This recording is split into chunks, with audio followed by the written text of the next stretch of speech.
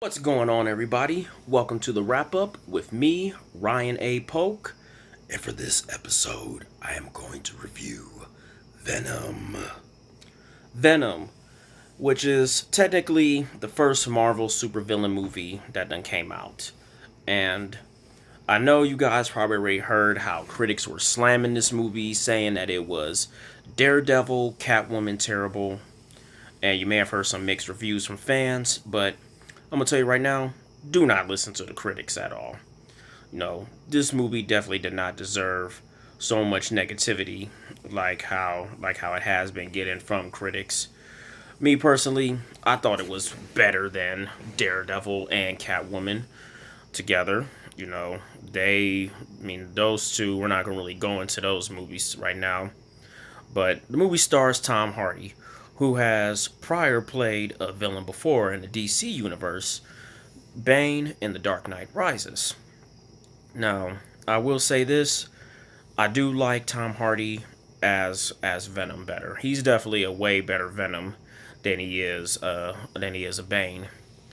I mean, now, however, with this movie though, I will say this: when it came to the storyline of it, the plot, I was definitely impressed.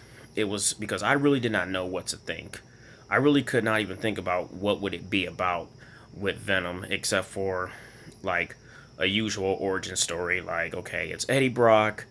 No, he works for the Daily Bugle and whatnot, and then he gets infected by by one of the symbiotes, and that's how he becomes Venom. But in this, judging by the trailer and such, Tom Hardy, Eddie Brock plays a journalist, and Daily Bugle doesn't even exist. It seems like in this movie, and it's also in San Francisco, where normally the Spider-Man universe is in New York City, and there also have been some fans who did not really like this movie because they felt like that Spider-Man was not in it. And I'm gonna say this: I mean, for that movie to not feature Spider-Man in it, they did good. I mean, however, if they ever do the plan to do some more Venom movies, I would like to see Spider-Man. Pretty sure we all would like to see Spider-Man, of course, because who wouldn't want to see you know Spider-Man and Venom, Tom Hardy and Tom Holland, face off against each other in that, because they're both doing good. They're both doing good, with those roles that they're playing. And Tom Hardy, he has signed on to do some more Venom movies, and I think, and I would definitely like to see more Venom movies, and which hopefully, maybe down the road we can see Spider-Man and Venom go at it. And that was also actually something that I had just realized that, yeah, I mean, Daily Bugle doesn't even exist in this, let alone New York City was not even the city that was in this movie and such. And the villain that Venom faces in this movie is Riot. You know, Riot, who is also Carlson Drake, who is apparently the CEO of a lab, and symbiotes. They come to Earth and such, and Drake is this greedy CEO, and who wants to turn human, who wants to have all symbiotes take over human life form and whatnot, to which where it does discuss of Venom trying to play this superhero role. And I was impressed with the plot, because with the storyline of this movie, they was making it seem like Venom was kind of a superhero in this movie. And when I saw the trailer and such, I was thinking, like, what is this movie going to be about? And when I saw the movie, it really was not the storyline like how I thought it was going to be. Definitely was not something I was thinking at all. For which I was impressed with too as well. Special effects, of course, were just amazing. The transformation and everything. The special effects on Venom and other symbiotes. how the way, even though some of the symbiotes in the movie they did look kind of animated, some special effects did look kind of animated.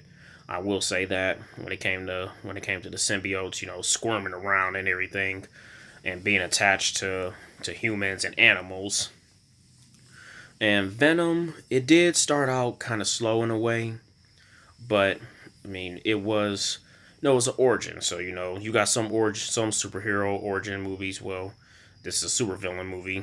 I still think of it as, when it comes to Marvel and DC movies, when they talk about the main, like the main character, some origins they may do start out kind of slow.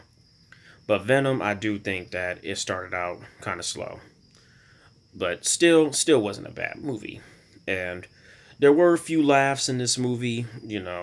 You will get a few laughs out of this movie, and you will be, it does kind of it does kind of low key show how Venom and Brock have this really good bond together and stuff. It low key does kind of does show that a little bit of why Venom is so attached to Brock, and once, and like how on the TV show, he stays with Brock, and he turns into Venom, and such and whatnot.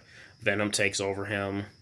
He is, it was just, I mean, it didn't suck. I mean, it was, and then I also heard that some fans didn't think it was as dark as they thought it would be.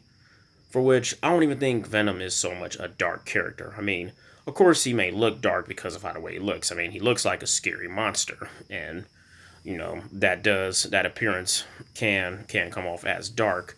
But you got to remember, I mean, this is also Marvel, and Venom is very dim-witted, and also likes to crack jokes, kind of like Deadpool in a way. But um, Venom, it's definitely worth seeing. I definitely do recommend that you should see it, especially if you're a big fan of the Marvel universe, and also a big fan of Spider-Man. Because even though the movie doesn't have Spider-Man in it, it's definitely a good movie, and definitely stick around for what happens after the credits, because like most mid and after credit scenes in a Marvel movie, it does leave us wanting for more. And for what happens after the credits of Venom, it definitely wants more. I mean, because when I went to go see it, everybody was just like, "Oh snap!" and such.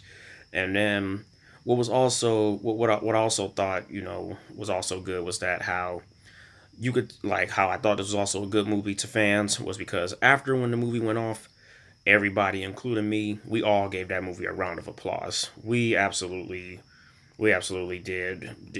It was definitely a good vibe in that theater, and definitely positive reviews in that theater.